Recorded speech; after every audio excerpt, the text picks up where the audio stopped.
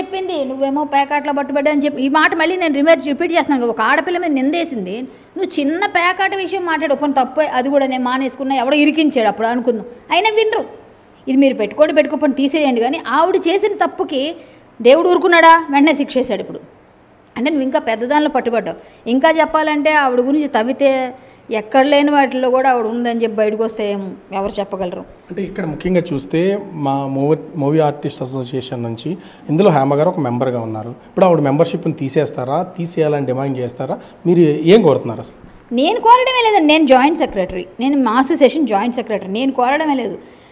విష్ణు గారు కేన్స్లో ఉన్నారు, అక్కడ ఇంటర్నేషనల్ అక్కడ ఒక అవార్డ్ ఫంక్షన్స్లో ఉన్నారు. ఆయన కేన్స్ నుంచి రాగానే అక్కడి నుంచి వచ్చిన వెంటనే ఆయన మాకు తెలిసి ఈసీ మెంబర్ పెడతారు, ఎమర్జెన్సీ ఈసీ మెంబర్స్ అందరూ కలిసి కూర్చుంటాము, మాట్లాడతాము. మా ఆఫీస్ బేరర్స్ అందరూ కూర్చొని మాట్లాడి దానిలో డిసిప్లినరీ యాక్షన్ తీసుకుంటారు. నాకు తెలిసినంతవరకు ఎంతోమందికి తీసుకుంటారు. అంటే ఈ జరిగిన సిచ్యువేషన్ బట్టి చూస్తే హేమగారిని సస్పెండ్ చేసే అవకాశం అయితే ఉంది రూల్స్ ప్రకారం. అసలు ఈ రూల్స్ ఏ విధంగా ఉంటాయి ఆ మూవీ ఆర్టిస్ట్ అసోసియేషన్ సంబంధించి? 200% చేస్తారండి. ఎందుకంటే ఇలాంటి పెద్ద వాటిల్లో ఉన్న వాళ్ళని, అంటే తీవ్రవాదులు, ఉగ్రవాదులు, ఇలాంటి పనులు చేసే వాళ్ళందరూ ఉంటారు. ఇదంతా అదే కోవకు చెందినట్టుగా అవుతుంది. ఎందుకంటే వీళ్ళు డ్రగ్స్ అనగానే మనం అదే తీసుకుంటాం. చాలా చిన్న విషయం కాదు ఇది. అంటే బాంబులు వేస్తేనే తీవ్రవాదులు, ఉగ్రవాదులు కాదు. కొంచెం వేరే విషయాల్లో కూడా మనం తీసుకునే కంటెంట్ దాన్ని బట్టి దాని పరిస్థితి మారిపోతుంది. ఇది ఉగ్రవాదులతో సంబంధం లేకపోయినప్పటికీ అలాంటి దగ్గర ఎక్కువ మంది పట్టుబడుతుంటారు కాబట్టి వాళ్ళకని వీళ్ళు డేంజర్ అని మాట్లాడే వాళ్ళు ఉంటారు. సో ఏంటంటే అక్కడ ఈమె తీసుకుందా లేదన్నది బ్లడ్ శాంపిల్స్, హెయిర్ శాంపిల్స్ని బట్టి ఆవిడకి శిక్ష ఎంతవరకు పడుతుంది, ఏ ఎఫ్ఐఆర్లో ఏ సెక్షన్ వేశారు అనేది తెలుస్తుంది తర్వాత. అది వేరే విషయం. కానీ ఇప్పుడు ఆమెను సస్పెండ్ చేస్తారనేది నాకు తెలిసిన నా నాలెడ్జ్లో ఉన్న మూవీ ఆర్టిస్ట్ అసోసియేషన్ బైలాస్లో ఉన్న ప్రకారంగా ఇలాంటివి ఏవైనా వాటిలో ఉన్న వాళ్ళని సస్పెండ్ చేసే అవకాశం ఎక్కువ ఉంది. మళ్ళీ ఎంతకాలం వేస్తారు ఆ తీవ్రతను బట్టి అది 5 years, 2 years, 1 year, 6 months అన్నది ఉంటుంది. అసలు మా అసోసియేషన్ రూల్స్ ఏం చెప్తున్నాయండి అసలు ముఖ్యంగా చూస్తే? దాంట్లో మీరు ఆల్రెడీ ఇలాంటి వాళ్ళని క్షమించమని ఎక్కడ రూల్స్లో లేవండి. బైలాస్లో ఎక్కడైనా సరే ఇలాంటివి ఏమైనా అసాంఘిక కార్యకలాపాలు పాల్పడిన వాళ్ళకో, లేకపోతే మా అసోసియేషన్ని తూలనాడిన వాళ్ళకో, ఇంతకుముందు మాట్లాడిన హేమ ఎందుకు మాట్లాడలేదు అంటే ఇప్పుడు కొత్తగా అమెండ్మెంట్స్ చేశారు. అసోసియేషన్లో ఎవరు కూడా తల్లి లాంటి మాని స్టేజ్ల మీదకి ఎక్కి టీవీల ముందుకెళ్ళి మా గురించి తప్పుగా మాట్లాడకూడదు. మీరు ఏం మాట్లాడినా కట్టుబడి మాట్లాడాలి తప్ప అనవసరంగా వాళ్ళ మీద నిందలేయడం, ప్రెసిడెంట్ మీదో, ఆఫీస్ బేరర్స్ మీదో, ఇంకొకరి మీద. ఇంతకుముందు మాట్లాడిన వాళ్ళు ఎవరు ఇప్పుడు ఎందుకు మాట్లాడలేదంటే ఈ రూల్స్ అమెండ్మెంట్స్ చేయడం వల్ల. ఇప్పుడు ఉన్న దాని ప్రకారంగా ఇలాంటి చేసిన వాళ్ళకి ఎవరికైనా శిక్ష పడుతుంది. శిక్ష అర్హులాలే ఈమె. కాబట్టి ఖచ్చితంగా విష్ణు గారు రావడమే లేటు, ఇది నెలాఖరికి వచ్చేస్తారు. రాగానే మీటింగ్ అవుతుంది. మీటింగ్ అయిన తర్వాత ఆవిడకి ఏం జరిగింది, ఆవిడ ఏం చేసింది, ఆవిడ ఆ బ్లడ్ శాంపిల్స్లోనూ హెయిర్ శాంపిల్స్లోనూ దొరుకుతుంది. కాబట్టి దాన్ని బట్టి ఒకవేళ ఆవిడ తీసుకోపోయినా ఏదో ఎఫ్ఐఆర్ ఉంటుంది కదా, దాన్ని బట్టి ఇట్లాంటి వాటికి వెళ్ళినందుకు పార్టీకి అని పెడతారు. ఒకవేళ ఈవిడ కానీ దానిలో బాధ్యురాలే చాలా విధంగా ఉంటే మేబీ మెంబర్షిప్ రివోక్ చేసే ఛాన్సెస్ కూడా ఉండకపోవచ్చు. అట్లాంటి పరిస్థితి కూడా లేకుండా మొత్తానికి టోటల్గా ఉండి ఏమో నా నాలెడ్జ్ నేను ఎలా చెప్పగలను, అది నేనేమీ తీసుకోలేను. నేను కాదు కదా డెసిషన్ తీసుకుని, నా ఊహకు నేను మీరు అడిగారు కాబట్టి చెప్తున్నాను.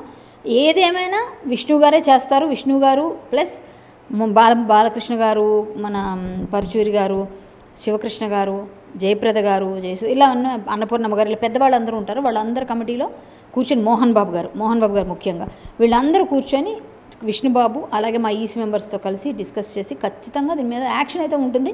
హేమ గారు అయితే మాత్రం ఇందులో శిక్షార్హురాలు.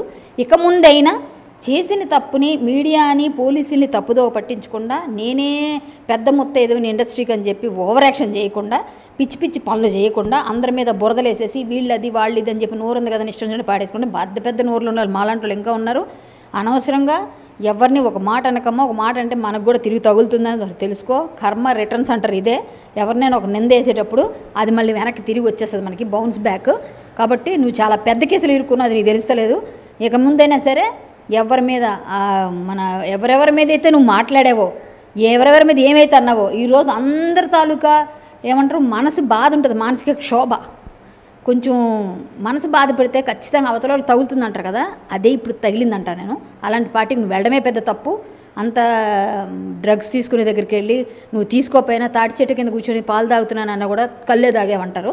కాబట్టి పరిస్థితి అలా వచ్చింది. ఎవరిని అనుకో, ఒక ఆడపిల్లగా నేను బాధపడుతున్నాను, నీ పరిస్థితికి జాలి పడుతున్నాను.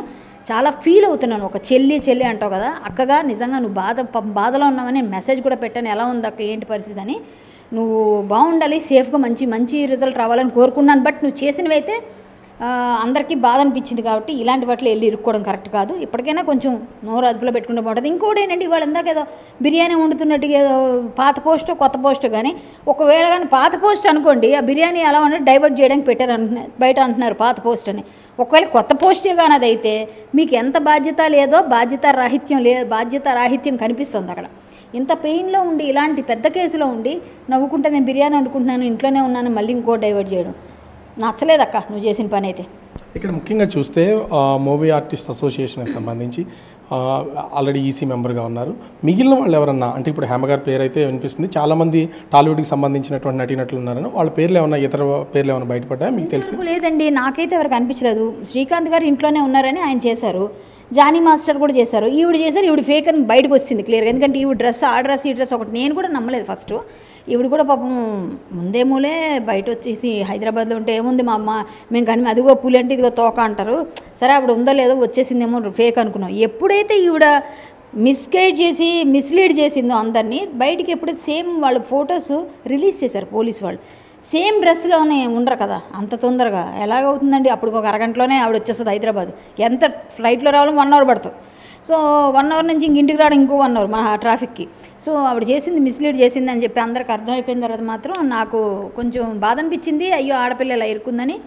మళ్ళీ ఏంటంటే ఆవిడ చేసినవి ఆవిడకి తగిలేలే, మరి ఏం చేస్తాం, అందరి తలకు ఉసురు పోసుకుంది కదా చాలా మాట్లాడి అని ఫీలింగ్ అనిపించింది. కానీ ఒకటి ఆవిడ సారీ చెప్పాలి ఫస్ట్ మీడియాకి పోలీసులకి, అది చేయాల్సిన పని. నేనేదో వచ్చానండి, నన్ను పిలిచారు, ఇన్వైట్ చేస్తే ఆర్టిస్టులం కదా అని అదేదో చెప్పకుండా ఇలా చేయడం వల్ల మాత్రం ఆవిడ ఇరుక్కుందని అనుకుంటా. మీరు ఇంకేదో ఇప్పుడు ఏమి అడిగారు అంటే ఇండస్ట్రీ తరపున ఇంకా ఎవరు అన్నది నాకు తెలిసి క్లారిటీ లేదండి. నేను ఈసీ మెంబర్ కాదు, జాయింట్ సెక్రటరీ నేను, అందుకనే మా అసోసియేషన్ గురించి నేను అంత అథెంటికేటెడ్ మాట్లాడుతున్నా కూడా. చెప్పండి. ఇంకొకటి చూస్తే ముఖ్యంగా ఈ రేవ్ పార్టీలు కానీ డ్రగ్స్ కానీ పాల్గొంటున్నటువంటి వాళ్ళు చాలామంది ఉన్నారు, ముఖ్యంగా సెలబ్రిటీస్. అందులోనూ తెలుగు ఇండస్ట్రీ అయితే అంతర్జాతీయ ఖ్యాతి అయితే ఉన్నటువంటి పొజిషన్. అసలు ఇట్లాంటి వాళ్ళని ఎలాంటి శిక్ష వేయాలంటారు? అటు మూవీ ఆర్టిస్ట్ అసోసియేషన్ కావచ్చు, ఇతర శిక్షలు కానీ, అంటే ఏం చెప్తారు మీరు దీని గురించి?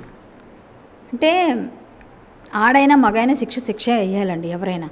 తప్పుడు అంటే ఈ డ్రగ్స్ అనేది అది పిల్లల భావితరాలని చెడగొట్టేవి ఇవన్నీ పార్టీలు. రేవు పార్టీలు ఏంటండి, రేవు పెట్టకుండా మంచి కర్ర పట్టుకొని మంచి రేవు పెడితే బాగుంటుంది. రేవు పార్టీలు అంటే విడతనం పెరిగిపోయి పిచ్చిగా డ్రగ్స్ వేసేసి 300-400 మంది 100 మంది అంటే వీడి డబ్బులు కట్టాలంటే వీడంతా డబ్బులు దండుకుంటే 50-60 లక్షలు ఆ పార్టీ అంటది. ఎందుకండి చక్కగా నువ్వు అంత ఎంజాయ్ చేయాలనిపించింది, నీకు అంత అలవాటు ఉంది, ఏదో ఉంది, చక్కగా అమ్మా నాన్నతో బయటికి వెళ్ళి సరదాగా ఒక రెస్టారెంట్లో కూర్చొని తినేసి మంచిగా ఏదన్నా మంచిగా ఎంజాయ్ చేయొచ్చు. లేదంటే కులుమనాలో కొడైకెనాల్లో వెళ్ళి 4 రోజులు చక్కగా హ్యాపీగా ఫ్యామిలీని తీసుకొని తిరిగితే డబ్బులు ఈ డబ్బులని తాగేసి ఊగేసి ఫుల్ మత్తులో జోగిపోయి ఒకరికొకరు పొడి చేసుకొని తిట్టేసుకొని కొట్టేసుకొని ఏం పార్టీలు అండి ఇవన్నీ. కల్చర్ని మొత్తం నాశనం చేసి పాడదొబ్బుతున్నారు మొత్తం అంతాను. ఇంకా చెప్పాలంటే ఇండస్ట్రీకే ప్రతిదీ ఆపాదిస్తారు. మా కర్మగాలి ఎలాంటి వాళ్ళు కొంతమంది దొరుకుతారు కాబట్టి, కర్మకాలి ప్రతి దగ్గర ఎవరో ఒకరు ఇండస్ట్రీ వాళ్ళు దొరుకుతారు కాబట్టి ఒక్కళ్ళు చేస్తే మొత్తం ఇండస్ట్రీ వాళ్ళే ఇండస్ట్రీ మొత్తం అందరినీ వేస్తారు.